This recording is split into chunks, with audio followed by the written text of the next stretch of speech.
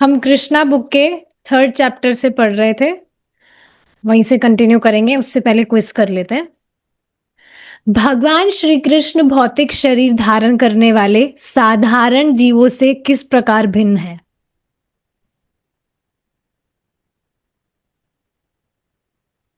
बताइए। कि मतलब हमारी बॉडी चिन्मय नहीं है, उनकी बॉडी चिन्मय है। हमारी बॉडी और आत्मा मतलब हम में अंतर है, उनकी बॉडी और उनमें अंतर नहीं है। और वो हम जैसे मतलब कंडीशन में नहीं बंधे हुए हैं कि तीर लग गई तो ब्लड आ गई, फिर जख्म हो गया उसमें मलहम पट्टी कर देती हूँ। नहीं, वो अगर कर आ भी रहा है ब्लड उनको, तो भगवान की इच्छा से लीला प्रदर्शित करने के लिए, या फिर ये भी कह सकते हैं कि जो मूर्ख हैं उनको ये भ्रमित करने के लिए, क्योंकि वो चाह रहे हैं भ्रमित होना, तो उनको भ्रम में डालने के लिए ऐसा आ रहा है। ऐसा नहीं है कि हो नहीं रहा है। मतलब वो ओरिजिनल नहीं है कि जो हम मेरे में ब्लड आ रहा है तो उनमें भी ब्लड आ रहा है। माया से रिलेटेड क्या बात बताई थी? भगवान माया के वश में नहीं है, वो माया को कंट्रोल करते हैं और माया उनकी दासी है। तो भगवान कभी माया में नहीं बंधते हैं, और माया में हम लोग बंधे हुए हैं, पर वो भगवान की ही इच्छा से बंधे हुए हैं, क्योंकि हम वैसा चाहते हैं। हम्म। कुछ गलत बोला पक्का। ठीक है, तो हमने देखा था कि भगवान हमारी तरह माया से आच्छादित नहीं होते हैं। अगर एक्सटर्नली दिखता भी है कि भगवान अपने आप को भूल रहे हैं कि वे भगवान हैं, तो वो सिर्फ लीला के लिए करते हैं और वो उनकी योग माया शक्ति का प्रभाव होता है, उनकी इच्छा से ही। इसके अलावा हमने गुणों के विषय में चर्चा की थी। हाँ, सतोगुण रजोगुण के बारे में हमने बात की थी। सतोगुण का जो रंग होता है वो व्हाइट होता है, क्योंकि वो सत्य का भी प्रतीक होता है और शांति भी। गलत बोली क्या? हाँ सही है, इसको आपने एक्सप्लेन कर दिया। गुणों मतलब कि जिस तरह से हम गुणों से प्रभावित रहते हैं, भगवान उस तरह से प्रभावित नहीं होते। ठीक है। वसुदेव ने कैसे सिद्ध किया कि भगवान देवकी के गर्भ में प्रवेश कर कर भी सर्वव्यापी रहते हैं? ये कल का क्वेश्चन रिपीट हुआ है। भगवान अंदर भी हैं, भगवान बाहर भी हैं। और जब भगवान गर्भ में आए और मतलब प्रकट भी हुए, तो वो पूरा जेल पूरा प्रकाशमान हो गया, और सूर्य से भी ज्यादा देदीप्यमान हो गया था। लेकिन भगवान सर्वव्यापी कैसे है? अ, विष्णु जी वाला बात बताऊं क्या? कवि के हृदय में रहते क्षीरोदक विष्णु जी के रूप में, हम्म। और ब्रह्मांड में प्रवेश करते हैं गर्भोदक विष्णु के रूप में, और पूरी ब्रह्मांड को वो पालन मतलब कंट्रोल करते हैं, सृजित करते हैं कारणार्णव कारणार्णवश विष्णु जी के रूप में। ठीक है, तो बेसिकली भगवान सर्वव्यापी हैं। भगवान माता देवकी के गर्भ में होने के बावजूद भी सब जगह विद्यमान है, वे अपने धाम में भी हैं। और सिर्फ ये 3 विष्णुओं के रूप में ही नहीं है, भगवान भगवान के अनंत स्वरूप है।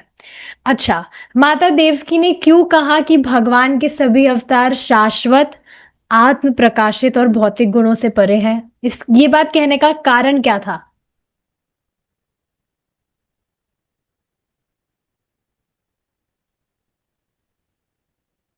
हम्म। कृपया हिंट दें थोड़ी सी। हम्म। देखिए, इस बात को समझे कांग्या क्वेश्चन। भगवान देखिए इन सब चीजों से परे हैं, ये इस वजह से बताया था ताकि लोग समझे कि वे साधारण मनुष्य की तरह नहीं है। हालांकि वे सामान्य मनुष्य की तरह प्रतीत हो सकते हैं, एक्सटर्नली लग सकता है, लेकिन उनके जो कार्यकलाप है वे दिव्य है। ठीक है, चलिए अब हम स्टार्ट करते हैं हमारी क्लास। स्क्रीन दिख रही है? आई होप स्क्रीन दिख रही है। वी विल जी जी, स्टार्ट। बोली थी, हाँ सर हिलाई थी। ठीक है। इस प्रकार रक्षा करने के लिए प्रार्थना करते हुए माता देवकी ने अपना वात्सल्य व्यक्त किया। अब देखिए उसमें क्या कह रही है। मुझे ज्ञात है कि आपके इस दिव्य स्वरूप का दर्शन सामान्यतया ऋषिगण ध्यान में करते हैं, किंतु मैं अभी भी डर रही हूँ कि जो ही कंस को पता चल जाएगा कि आपका जन्म हो चुका है, तो वह आपको हानि पहुँचा सकता है। ये बात हमने देखी कल भी डिस्कस करी थी ना, कि भगवान तो सब कुछ जानते हैं, लेकिन उसके बाद में भी जो माता देवकी है वो भगवान को अलर्ट कर रही थी कि आपके आने से पहले भी उसने आपके अग्रजों का वध किया है, और वो बस आपके ही जन्म लेने का प्रतीक्षा कर रहा था। भगवान को सारी बात पता है, लेकिन ये माता देवकी का वात्सल्य है जो यहाँ पर इस तरह से उफान मार रहा है, तभी वो ये सारी बातें कह रही है। तो यही बहुत इंटरेस्टिंग बात है कि व्रज में कोई भी व्यक्ति भगवान को भगवान ना मान के वह अपना अपना जो भी उनसे संबंध है भगवान का, उसमें ही पूरी तरह से एब्जॉर्ब रहते हैं। जैसा कि यहाँ माता देवकी भगवान की माता है, तो वे इस रिलेशन में ही एब्जॉर्ब हैं। तो ये यहाँ पर इस तरह से व्यक्त कर रही हैं। अतः मेरी प्रार्थना है कि आप इस समय हमारे भौतिक चक्षुओं से ओझल हो जाएं। दूसरे शब्दों में उन्होंने भगवान से प्रार्थना की कि वे एक सामान्य बालक का रूप धारण कर ले। तो हम जानते हैं, ये फोटो आपको याद है, भगवान उसमें चतुर्भुज रूप में प्रकट थे, लेकिन इस तरह से माता देवकी के प्रार्थना करने के बाद वे सामान्य बालक के रूप को धारण करेंगे।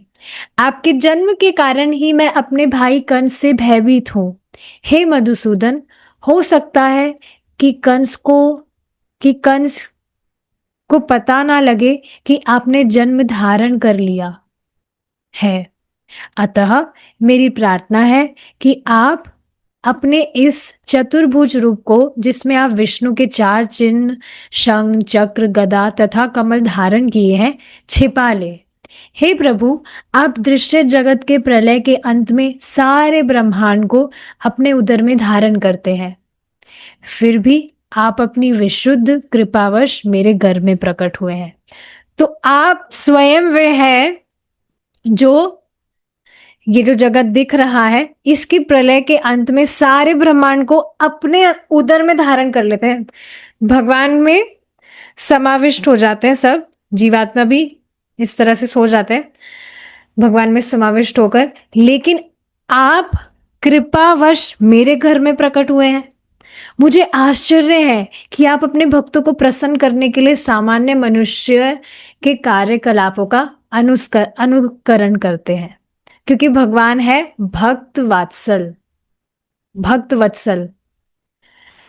तो ये बहुत इंटरेस्टिंग चीज है। मेरा एक बार क्वेश्चन था कि योगी वगैरह भी इस तरह से भगवान पर ध्यान लगाते हैं, मोक्ष वगैरह प्राप्त हो जाए या जो भी बाकी सारी चीजें हैं, तो क्या भगवान उनसे भी प्रसन्न होते हैं? तो स्पष्ट है, भगवान योगी वत्सल नहीं है, योगी वत्सल नहीं है, भक्त वत्सल है। ऑफ कोर्स वो जो भी योगी है वो कुछ ना कुछ जो भी कर रहा है उसकी प्रगति होगी उससे, बट कृष्णा इज भक्त वत्सल। जिस तरह से अपने भक्तों से भगवान प्रेम करते हैं वो परम सीमा पर होता है। देवकी की प्रार्थना सुनकर, देखिए इससे रिलेटेड मुझे एक और बात सुंदर बतानी थी। अभी कुछ दिन पहले प्रभु जी ने बताया था क्लास में कि श्री संप्रदाय के विषय में बताया था कि उसमें दास्य भगवान से मतलब दास्य भाव तक ही वो बस वहीं पर हो गया, माधुर्य रस तक, श्रृंगार रस तक वहां पर चर्चा की ही नहीं जाती है, या श्रृंगार रस या बाकी जो भी आप देखिए जो भी भगवान से आदान प्रदान होते हैं। तो इस बात को आप समझिए, आप इस संप्रदाय से ही क्यों, मतलब आपका इंक्लिनेशन इसी संप्रदाय में क्यों हुआ है? आप बाकी भी प्रामाणिक है, 4 टोटल प्रामाणिक संप्रदाय हैं, किसी और संप्रदाय में भी तो आप जा सकते थे, बट आप यहाँ गौड़िया संप्रदाय में आए हैं। तो आप समझ लीजिए कि भगवान से, मतलब मैं इसको पता नहीं एक्सप्लेन नहीं कर पा रही। I was feeling very grateful कि इस संप्रदाय में we are connected to this संप्रदाय। So we can have different relationships with Krishna. अब वो संबंध क्या है वो तो टाइम जब आएगा तभी मालूम चलेगा, but I was feeling very grateful कि कोई लिमिटेशन नहीं है। So this is very beautiful. ठीक है, आगे देखिए। देवकी की प्रार्थना सुनकर भगवान ने उत्तर दिया, हे माता, स्वयं भू मनु के कल्प। अच्छा, भगवान उत्तर दे रहे हैं, आप देखिए। हे माता, स्वयं भू मनु के कल्प में मेरे पिता वसुदेव एक प्रजापति के रूप में थे। अब भगवान बेसिकली कारण बता रहे हैं कि वे क्यों माता देवकी के पुत्र के रूप में प्रकट हुए हैं। तो स्वयंभू मनु के कल्प में मेरे पिता वसुदेव एक प्रजापति के रूप में थे जिसका नाम सुतपा था। याद रखेगा, कल क्विज में पूछा जाएगा। और आप उनकी पत्नी प्रश्नी थी। उस समय ब्रह्मा ने प्रजा बढ़ाने की इच्छा से आपसे संतान उत्पन्न करने के लिए कहा। आपने अपनी इंद्रियों को वश में करते हुए कठोर तपस्या की। योग पद्धति में प्राणायाम का अभ्यास करते हुए आप पति पत्नी दोनों ने वर्षा, आयु, कड़कती धूप जैसे भौतिक नियमों के सारे प्रभावों को सहन किया। अब ये बात समझनी चाहिए कि ये सतयुग की विधि है। बेसिकली कलयुग में तो कुछ भी तपस्या वगैरह होगी ही नहीं कलयुगी जीव से, इसलिए कुछ और विशेष बताया नहीं है। महाप्रभु आए हैं बताने के लिए कि भाई नाम जप करो और उससे पहुंच जाओगे। और प्रभुपाद जी स्वयं इस बात को कहते ही हैं कि सिर्फ नाम जप पर्याप्त है व्यक्ति को भगवत प्राप्ति कराने के लिए, लेकिन क्योंकि हम हर समय नाम जप करेंगे नहीं, इस वजह से अन्य सेवाएं प्रभुपाद जी ने हमें बताई है। एक और बहुत सुंदर बात थी, देखते हैं यहाँ पर मैंने सेव किया है क्या उसको। बहुत सुंदर बात थी।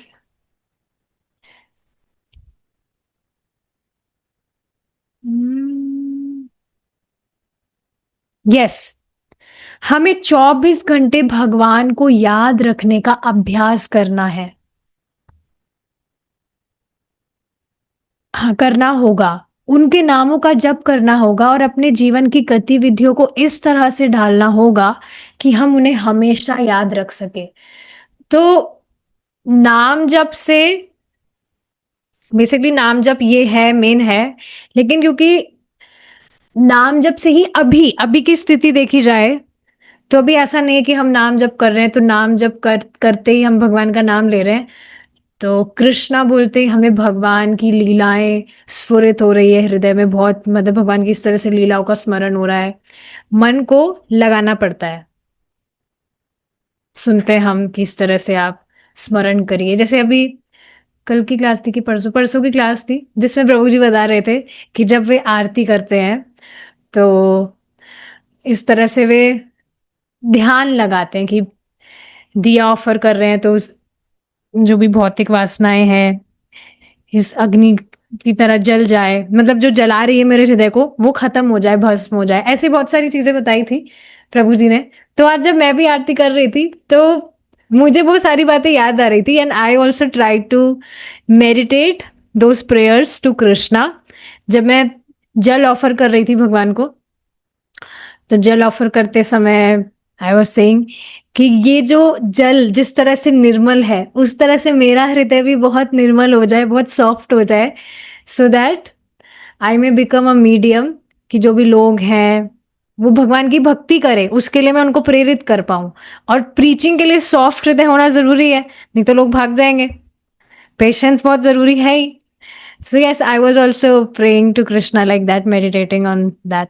तो हाँ, इस तरह से लाना पड़ता है ध्यान में। लेकिन ऐसा नहीं कि कृष्णा हमने बोला तो बस कृष्ण बोलते ही ऑटोमेटिकली नेचुरली सब कुछ इस तरह से कथाएं जो हैं, लीलाएं हैं, वो स्फुरित हो जा रही है हृदय में, हमें याद आ रही है। तो इस वजह से अभी प्रभुपाद जी ने जो यहाँ पर बात बताई है, 24 घंटे भगवान को याद रखने का अभ्यास करना होगा। तो सिर्फ नाम जप से हम वो नहीं कर पा रहे हैं, नाम जप करते करते भगवान के अलावा और बाकी सारी चीजें, सभी चीजें हमें याद आएगी, सिर्फ भगवान भगवान का ध्यान नहीं होगा पर बाकी सारी चीजें हमें याद आएगी। इस वजह से कम हम इस तरह से बाकी सेवाएं कर रहे हैं, तो बाकी सेवाएं करते हुए हम भगवान का स्मरण करें। तो अपने जीवन की गतिविधियों को इस तरह से ढालना होगा कि हम उन्हें हमेशा याद रख सके।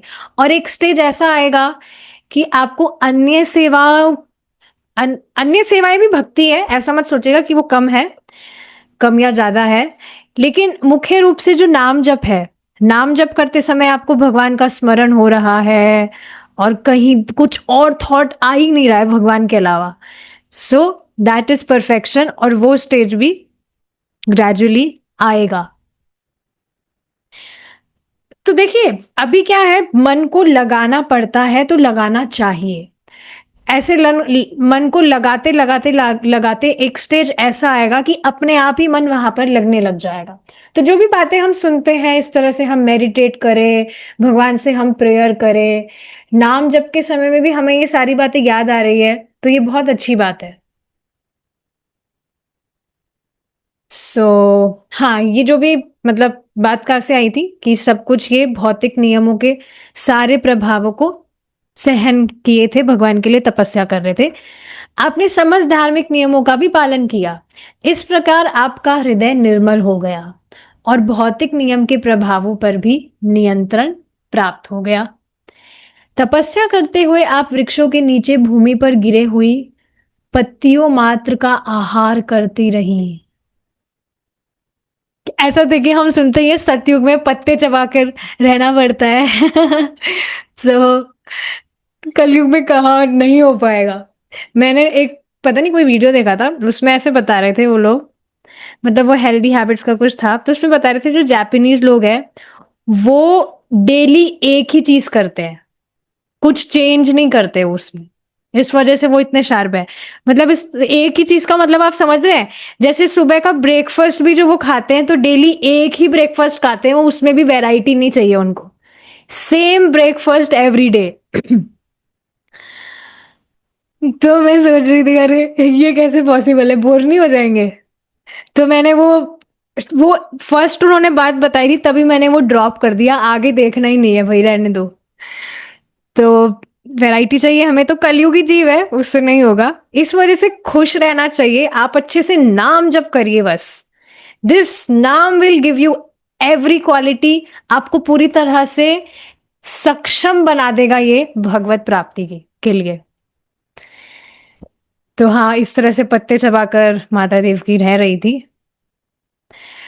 तब स्थिर मन तथा इंद्रिय निग्रह द्वारा आपने मुझसे अद्भुत वर प्राप्त करने के लिए मेरी पूजा की। आप दोनों ने देवताओं की गणना के अनुसार 12,000 वर्षों तक कठोर तपस्या की। ये डेफिनेटली सतयुग का ही है, 12,000 कहाँ कोई कलयुग में जीने वाला है। 100 वर्ष भी बहुत मुश्किल है। आजकल तो कितनी यंग एज में लोग अपना देह त्याग दे रहे हैं, छोटी छोटी एज में ही बीमारी हो जाती है या एक्सीडेंट हो गया, बहुत चल रहा है आजकल। तो ये सारी चीजें हैं, लेकिन आप यहाँ पर देख रहे हैं जितनी भी तपस्या दोनों ने की तो कुछ भौतिक लाभ के लिए नहीं। अभी ये भी तो चैप्टर चल रहा है ना, यही तो टॉपिक चल रहा है अभी शाम की क्लास में। भगवान को अपने पुत्र के रूप में प्राप्त करने के लिए वे इस तरह से तपस्या करें। तो देखिए इस बात को आप समझ रहे हैं ना कि भगवान को प्रसन्न करने के लिए व्यक्ति को तप करना होता है। अभी कलयुग के लिए हमारा तप यही है कि हम सुबह ब्रह्म मुहूर्त में उठकर हमारा 16 माला का जप करें, भगवान को अर्पित भोजन हम पाए, भगवान का श्रवण करें, ये सब तपस्या है।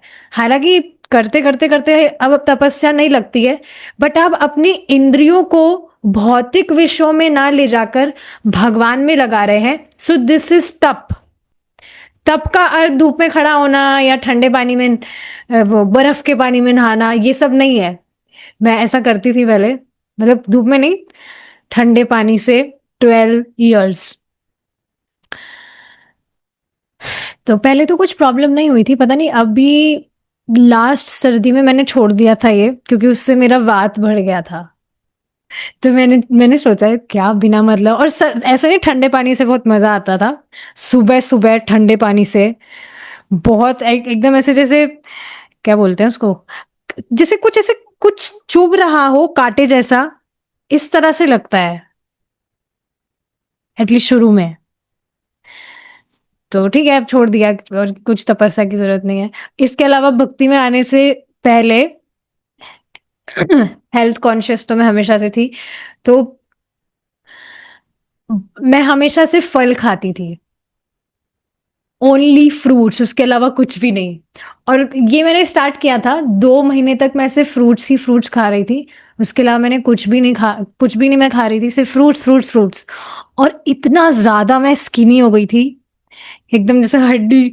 अभी भी ऐसा कुछ ज्यादा मतलब मोटी तो नहीं हूँ, बट अभी जो है उसका बिल्कुल हाफ हाफ कर लीजिए, बिल्कुल अंदर सब कुछ चला गया था, इतना पतली मैं हो गई थी।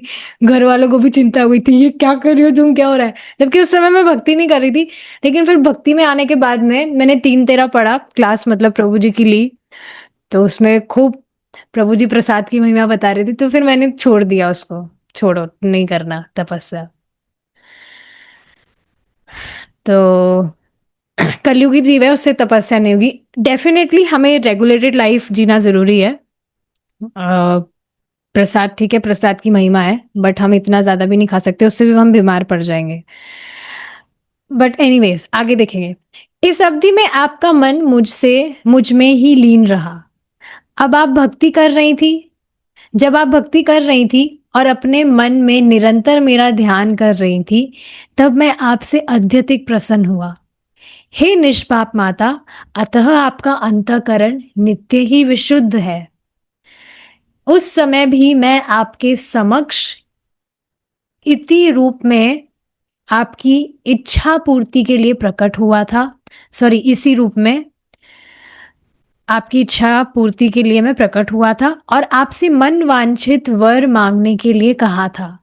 उस समय आपने चाहा था कि मैं आपके पुत्र रूप में जन्म लूं। यद्यपि आपने मेरा साक्षात दर्शन किया था, तथापि आपने मेरी माया के प्रभाव के कारण व्यापक भव बंधन से पूर्ण मुक्ति न मांगकर मुझे अपने पुत्र के रूप में मांगा था। तो मुक्ति के लिए प्रयास नहीं हो रहा था यहाँ पर, भगवान को अपने पुत्र के रूप में वे प्राप्त कर सके, इसके लिए वे दोनों इस तरह से तपस्या कर रहे थे। And we are also doing the same. हमारा भगवान से जो रिलेशनशिप है, जो संबंध है, वो जागृत हो जाए, भगवान का जो प्रेम है हमारे हृदय में वो प्रकाशित हो जाए, इसलिए हम भक्ति कर रहे हैं। And basically to please Krishna. तो तब करने की जरूरत क्यों है? एक तो भगवान को प्रसन्न करने के लिए, और जब भगवान प्रसन्न होते हैं तो वे हमारे चित्त को शुद्ध करते हैं। क्योंकि जब चित्त व्यक्ति का शुद्ध होता है, कुछ भी कंटैमिनेशन नहीं होता। कंटैमिनेशन का मतलब ही है भौतिक इच्छाएं। तो कुछ भी भौतिक इच्छाएं नहीं रहती है, भगवान को प्रसन्न करने के अलावा और कुछ भी इच्छा नहीं होती है, मुक्ति की भी इच्छा नहीं होती है। तो व्यक्ति का भगवान से प्रेम जागृत होता है और वो भगवान के पास चला जाता है। So we are also on this process. दूसरे शब्दों में, भगवान के प्रकट होने के लिए इस जगत में प्रश्नि तथा सुतपा को आपने अपने माता पिता के रूप में चुना। भगवान के प्रकट होने के लिए इस जगत में प्रश्नि तथा सुतपा को अपने माता पिता के रूप में चुना। जब भी भगवान मनुष्य रूप में अवतरित होते हैं, उन्हें माता पिता की आवश्यकता होती है। फलतः उन्होंने प्रश्नि तथा सुतपा को शाश्वत माता पिता के रूप में चुना। इसलिए प्रश्नि तथा सुतपा दोनों ही मुक्ति की याचना ना कर सके। और भगवान को भी ये जो वात्सल्य संबंध है, भगवान इस तरह से बच्चे के रूप में लीलाएं कर रहे हैं, तो भगवान को भी इस तरह से आस्वादन करने में, मतलब भगवान को आनंद मिलता है कि इस तरह से वो बच्चे के रूप में। आप देखिए ना, बच्चे वाली जो लीला है भगवान की कितनी क्यूट है। इस तरह से नंद महाराज का वो फुटवेयर, चप्पल अपने सर पर इस तरह से रख कर ला रहे हैं। अब आप बताइए ना, कौन व्यक्ति इस तरह से इन लीलाओं को सुनकर समझ सकता है कि ये भगवान है? भगवानों के ऐसा काम कर रहे हैं? भगवान तो महान होते हैं, वो ऐसा कैसे कर सकते हैं? But Krishna is like that. तो बहुत इस वजह से बताया जाता है बहुत कठिन है भगवान को समझना। पर आप भगवान को समझ पा रहे, ये भगवान की बहुत बड़ी कृपा है। Great mercy of Krishna.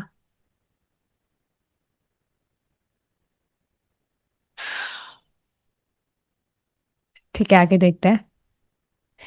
मुक्ति उतनी महत्वपूर्ण नहीं होती जितनी कि भगवान की दिव्य प्रेमा भक्ति होती है। भगवान चाहते तो प्रश्नि तथा सुतपा को तुरंत मुक्ति प्रदान कर सकते थे, किंतु अपने विभिन्न अवतारों के लिए उन्हें इसी भौतिक जगत में बनाए रखना श्रेयस्कर समझा, जैसा कि आगे वर्णन किया जाएगा। और एक और बात समझना चाहिए कि मुक्ति तो ऐसी प्रदान, कोई भी व्यक्ति भगवान के धाम चला गया, भगवान का प्रेम उसके हृदय में ऊर्जान्वित हो गया, तो मुक्त तो वो वैसे ही हो गया ना।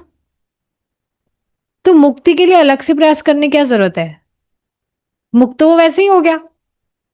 बल्कि ऐसा बताया जाता है, एक जो भक्त है वह भौतिक जगत में रहते हुए भी मुक्त है, क्योंकि वह निरंतर भगवान की सेवाओं में लगा है। तो मुक्ति के लिए अलग से प्रयास क्यों करना है? तो ये बहुत ही प्रोफाउंड नॉलेज है, हर किसी को ये मालूम नहीं है। काफी लोग हैं जो आध्यात्मवादी होंगे तो वो समझते हैं कि ये भौतिक जगत है, जन्म मृत्यु के चक्र से निकलना परम लक्ष्य है इस मनुष्य जीवन का। बट नहीं, परम लक्ष्य है भगवान के प्रेम को हृदय में जागृत करना। मुक्ति तो फिर अपने आप ही मिल जाएगी, इस भौतिक चक्र से तो वो अपने आप ही फ्री हो जाएगा, मुक्त हो जाएगा। तो ये चीज है। भगवान से उनके माता पिता बनने का वर प्राप्त करके प्रश्नि तथा सुतपा दोनों अपनी तपस्या छोड़कर घर चले आए और पति पत्नी के रूप में रहने लगे, जिससे वे साक्षात परमेश्वर को पुत्र के रूप में उत्पन्न कर सके। कालक्रम से प्रश्नि गर्भवती हुई और एक शिशु को जन्म दिया। भगवान ने वासुदेव तथा देवकी से कहा, उस समय मेरा नाम प्रश्नि गर्भ था। भगवान का एक और नाम है प्रश्नि गर्भ। अगले कल्प में आपने अदिति तथा कश्यप के रूप में जन्म लिया और तब मैं उपेंद्र नाम से आपका पुत्र बना। Very important knowledge.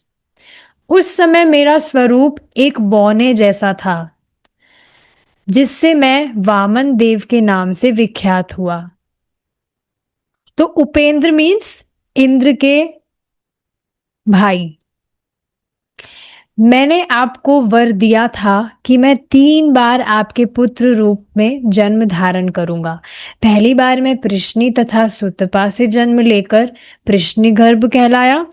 दूसरी बार मैं अदिति तथा कश्यप से जन्म लेकर उपेंद्र कहलाया। और अब तीसरी बार मैं देवकी तथा वसुदेव से कृष्ण नाम से उत्पन्न हुआ हूं। तो ये नाम जो है, ये मतलब डिटेल आप याद रखिएगा, कल इस पर क्विज होगा। और ये इम्पोर्टेंट है, जो यहाँ पर बातें बताई गई है ये सब कुछ याद होना चाहिए। आप सोचिए ना कितनी इंटरेस्टिंग है ना ये इन्फॉर्मेशन। किसी बच्चे को भी या किसी को भी अगर आप इसके विषय में बताएंगे, वो बहुत इंटरेस्ट लेके सुनेगा इस बात को कि क्यों भगवान इस तरह से, कैसे भगवान ने प्रश्नि और सुतपा को वर दिया था कि वे 3 बार उनके रूप में, पुत्र के रूप में वे जन्म धारण करेंगे। सो लाइक दैट मालूम होनी चाहिए सारी बातें। मैं इस विष्णु रूप में इसलिए अवतरित हुआ हूं कि आपको विश्वास दिला सकूं कि उसी श्री भगवान ने पुनः जन्म धारण किया है।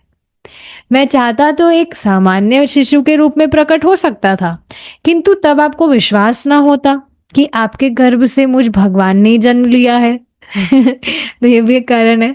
हे मेरे माता पिता, इस तरह आपने कई बार अत्यंत लाड़ प्यार से अपने पुत्र के रूप में मुझे पाला पोसा है। अतः मैं अत्यधिक प्रसन्न हूं और आपका अत्यंत कृतज्ञ हूं। मैं विश्वास दिलाता हूं कि इस बार आप अपने उद्देश्य को पूरा करके भगवत धाम को वापस जाएंगे।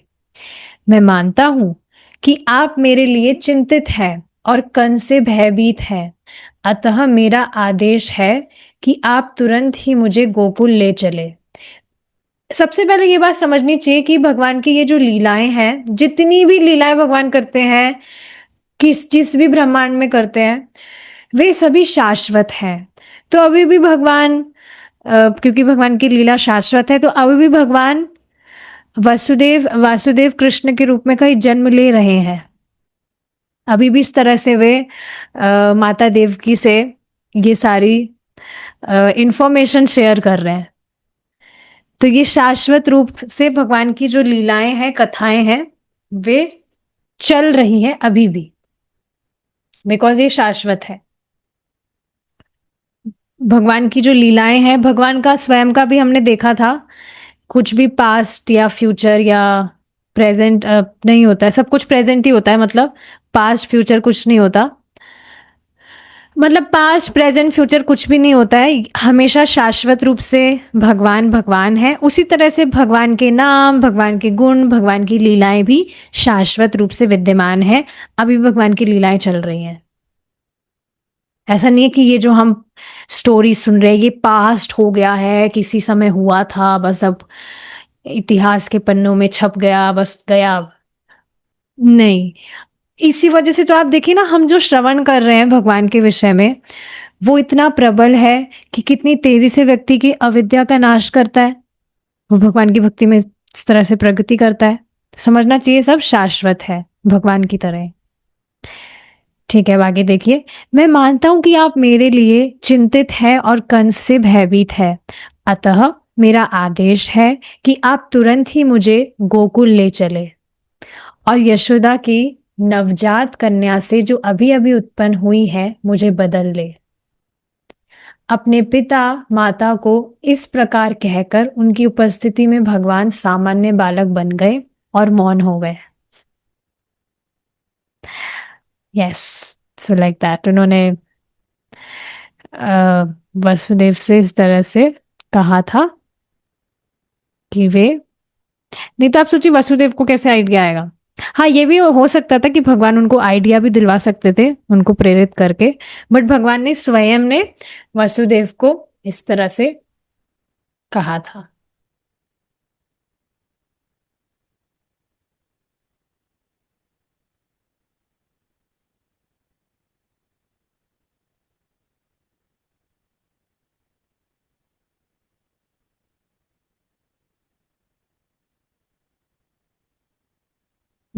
ठीक है, आगे देखते हैं। भगवान का आदेश पाकर वसुदेव अपने पुत्र को प्रसूति गृह से बाहर ले जाने के लिए तैयार हो गए। ठीक उसी समय नंद तथा यशोदा के एक कन्या उत्पन्न हुई थी। अच्छा, ये कन्या कौन थी, कौन बताएंगे मुझे? किसी को याद है? माया देवी, सुभद्रा जी। सुभद्रा जी माया देवी हैं। नहीं, वो तो अंतरंगा शक्ति है। यस, योग माया, हमने देखा था योग माया इस सुभद्रा मैया। ओके, यह योग माया थी। देखिए नेक्स्ट लाइन में लिखा है, अर्थात वह भगवान की अंतरंगा शक्ति थी। सही बताया आपने, अंतरंगा शक्ति है योग माया भी। इस योग माया के प्रभाव से कंस के महल के सारे निवासी और विशेष रूप से द्वारपाल गहरी नींद में सो गए। Now you just meditate all this story in your mind, प्रवेश कर जाएगी भगवान की लीला में।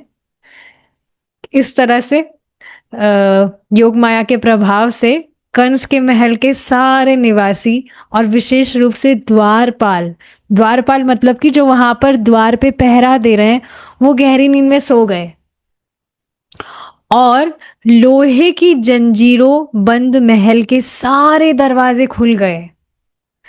कितना अमेजिंग है ये सारी स्टोरी को इस तरह से मेडिटेट करके मन बहुत रोमांचित हो रहा है कि भगवान ने सब कुछ इस तरह सबको सुला दिया। सारे के सारे जो गेट है वो अपने आप खुल गए। लोहे की जंजीरों से बंधे हुए थे वो। लेकिन देखिए भगवान ने इस तरह से किया। रात अत्यंत अंधेरी थी, किंतु जो ही वसुदेव कृष्ण को अपनी गोद में लेकर बाहर निकले तो उन्हें सब कुछ दिखने लगा, मानो सूर्य का प्रकाश हो। इसको देखिए, एक और बात यहाँ से देखिए क्या समझ आ रही है। जब आप भगवान के शेल्टर में हैं, पूरा अंधकार नष्ट हो जाएगा कि मैं इस भौतिक जगत में कुछ हूँ, मैं किसी का कुछ हूँ। जो भी मतलब अंधकार है जिसकी वजह से हम परेशान रहते हैं, सब कुछ नष्ट हो जाएगा अगर कोई भी व्यक्ति भगवान के शेल्टर में है। शेल्टर मतलब भगवान की भक्ति कर रहा है वो। भगवान पूरा अंधकार ध्वस्त कर देंगे और सूर्य प्रकाशित हो जाएगा। सूर्य प्रकाशित होने का मतलब कि पूरा ज्ञान में वह व्यक्ति हो जाएगा। और वास्तविक ज्ञान क्या है कि वह भगवान का शाश्वत अंश है। तो उन्हें सब कुछ दिखने लगा मानो सूर्य का प्रकाश हो। चैतन्य चरितामृत में कहा गया है कि कृष्ण सूर्य प्रकाश के तुल्य है। कृष्ण सम सूर्य, सूर्य सम कृष्ण, ऐसा कुछ बताया था। हाँ, और जहां भी कृष्ण रहते हैं वहां अंधकार रूपी माया नहीं रह सकती। जब कृष्ण को वसुदेव ले जा रहे थे, ये देखिए सूर्य सम कृष्ण वाली बात क्यों बताई थी, एक बार मैं फिर से यहाँ पर रिपीट कर देती हूँ। काफी लोगों को भ्रांति होती है that Krishna is Hindu God, but ये वास्तविकता नहीं है। और आप स्वयं देखेंगे प्रभुपाद जी ने इसको सत्यापित किया है। तभी हर पूरे वर्ल्ड में ही लोग भगवान कृष्ण की भक्ति कर रहे हैं। ये सच में प्रभुपाद जी बहुत कमाल का काम किए हैं। इससे क्या है, दूसरे धर्म के भी जो लोग हैं उनको ये बात बताने में मतलब इजी हो जाती है कि भाई अगर हिंदू गॉड ही होते तो फिर पाकिस्तान में मुसलमानी लोग भी क्यों भगवान कृष्ण की उपासना कर रहे हैं, या रशियन लोग हैं, अमेरिकी लोग हैं, और कहाँ कहाँ से लोग हैं, जर्मनी से लोग हैं, क्यों भगवान की उपासना कर रहे हैं? Because Krishna is not Hindu God. भगवान सभी के हैं और भगवान हिंदू नहीं है। अगर तुम कह रहे हो कृष्णा हिंदू गॉड है तो तुम कह रहे हो कि भगवान हिंदू है, लेकिन कृष्ण ना हिंदू है, ना मुसलमान है, ना क्रिश्चियन है। ही इज सनातन। भगवान सनातन है और हम भगवान के सनातन जीव हैं। सनातन का अर्थ ही होता है जिसकी ना कोई शुरुआत है ना अंत है। लेकिन जो हिंदू है उस हिंदू शब्द की ही शुरुआत है कुछ हजारों वर्ष पहले ही। जो मुस्लिम लोग हैं उन्होंने नाम दे दिया था। सिंधु नदी के इस साइड जो लोग रह रहे हैं उनको हिंदू हिंदू कहने लगे। और सूर्य वाला एग्जाम्पल से बेसिकली समझाया गया था कि जिस तरह से जो सूर्य है वो तो ऐसा नहीं कहते कि सूर्य तो सिर्फ हिंदुओं का है या सूर्य सिर्फ मुसलमानों का है या कृष्णों का, नहीं। सूर्य तो सबका है। सूर्य तो मतलब सभी को प्रकाश देता है। अब सूर्य को अलग अलग नामों से व्यक्ति बोल सकता है, बट ऐसा नहीं कि सूर्य जो है उसका कुछ लिमिटेशन है। उसी तरह से भगवान का कोई लिमिटेशन नहीं है, भगवान सभी के हैं। और इसके अलावा एक और बात ही मैं भूल गई। ठीक है, आगे बढ़ते, मिस हो गया।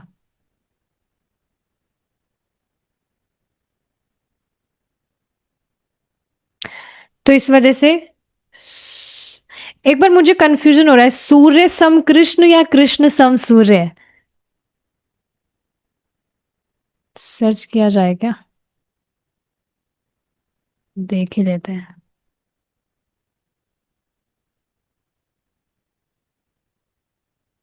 हम्म,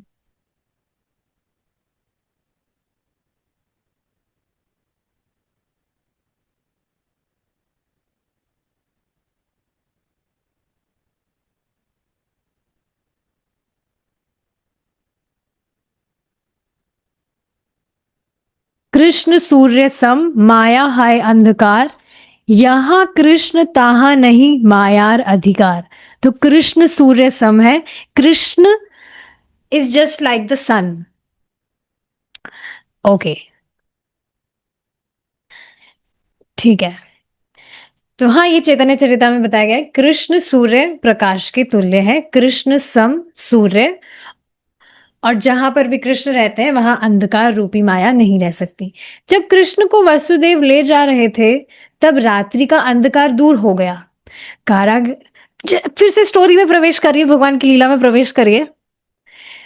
जब कृष्ण को वसुदेव ले जा रहे थे, तब रात्रि का अंधकार दूर हो गया।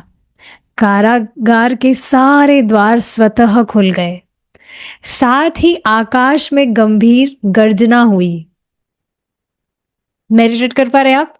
आकाश में गर्जना हुई, बहुत गंभीर, और भीषण वर्षा होने लगी।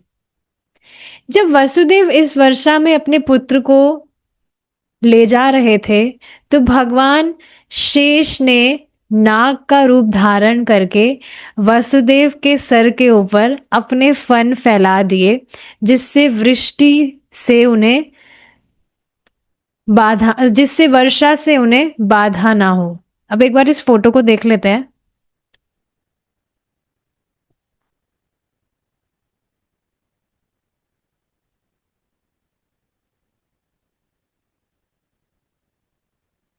हम्म,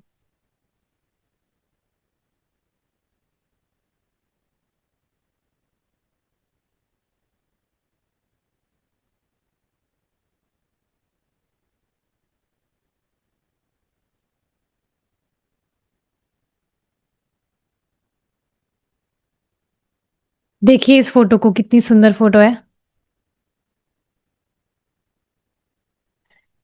देखिए फोटो, इसमें देखिए भगवान कृष्ण कितने सुंदर लग रहे हैं, लिटिल कृष्णा, और वसुदेव अपनी गोद में उनको इस तरह से लेकर जा रहे हैं। और आप देख पा रहे हैं ना फोटो?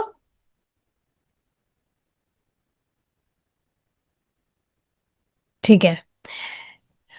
तो आप इसमें देख रहे हैं कि किस तरह से जो अ, शेषनाग है, उन्होंने अपने फनों को इस तरह से फैला लिया ताकि उन पर वर्षा का कुछ प्रभाव ना पड़े। कृष्णा कितने ज्यादा क्यूट लग रहे हैं। So like that. तो हाँ, इस तरह से उन्होंने, भगवान शेष ने नाग का रूप धारण करके वसुदेव के सिर के ऊपर अपने फन फैला दिए, जिससे वर्षा से उन्हें बाधा ना पहुंचे। एक बार इस फोटो को देखिए और इसका स्क्रीनशॉट अपने माइंड में लेकर, मैं कंटिन्यू कर रही हूँ स्टोरी, उसको मेडिटेट करिए। वसुदेव यमुना में तट पर आए तो देखा कि यमुना के जल में गरजती लहरें उठ रही हैं। देख पा रहे हैं ना फोटो में आप? और सारा पार्ट फैनल हो उठा।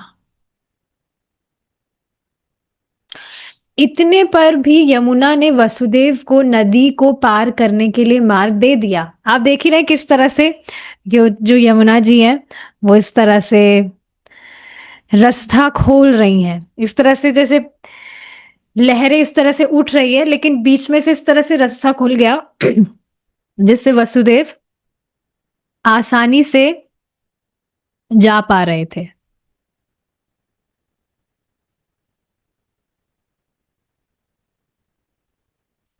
हम्म। ठीक उस प्रकार जिस प्रकार सेतु बंध के समय हिंद महासागर ने भगवान रामचंद्र को रास्ता दे दिया था, इस प्रकार वसुदेव ने यमुना पार की। यहां पर एक और फोटो है जिसको आप देख सकते हैं।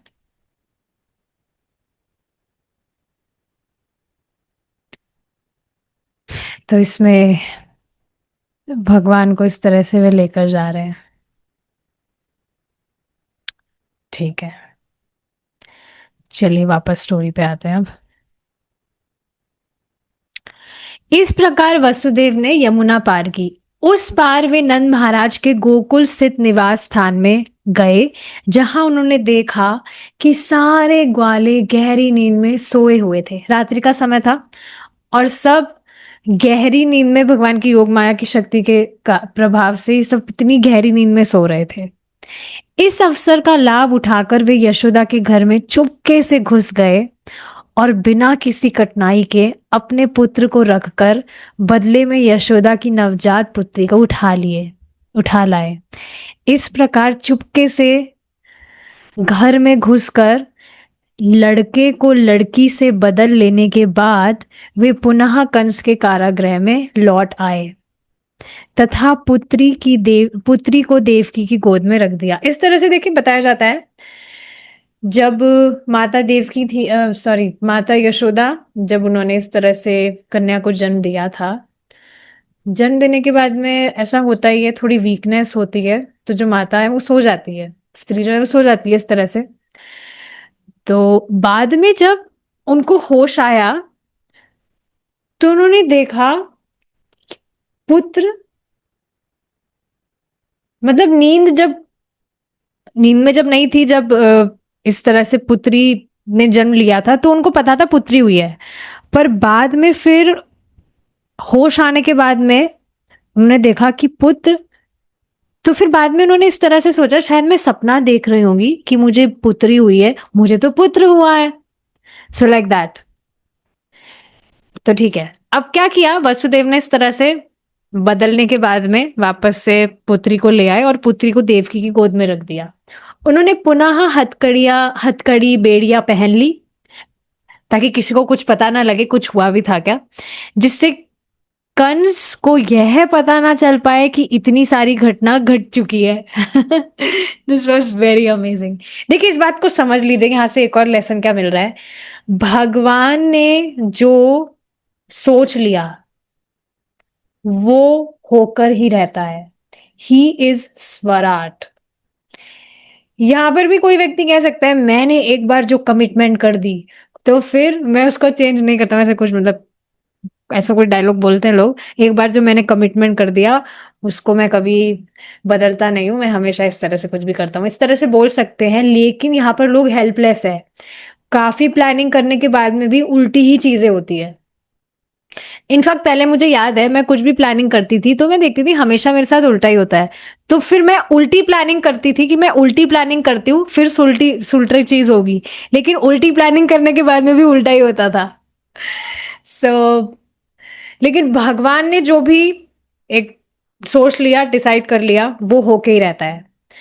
तो अब भगवान ने जब डिसाइड कर लिया कि वे आपको अपने पास लाएंगे और डिसाइड कर चुके हैं, तभी आप इस पथ पर हैं, भक्ति कर रहे हैं इस तरह से नियमित रूप से। So you are going to back to God, you are going back to Godhead, ये निश्चित हो चुका है। अब वो कब जाएंगे, वो भगवान जब लेके जाएंगे तब लेके जाएंगे, बट निश्चित हो चुका है। इस वजह से आप, और वो बहुत, जो दिन है वो दूर नहीं है, अब बहुत ज्यादा दूर नहीं है, वो बहुत जल्दी भगवान के पास पहुंच जाएंगे अनादिकाल से अगर कैलकुलेट किया जाए तो यस, भगवान ने एक बार डिसाइड कर लिया है तो वो डेफिनेटली आपको लेकर जाएंगे और डिसाइड कर चुके हैं वे।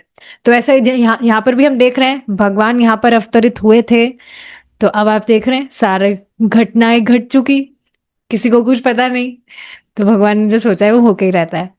माता यशोदा समझती थी कि उनके एक शिशु उत्पन्न हुआ है,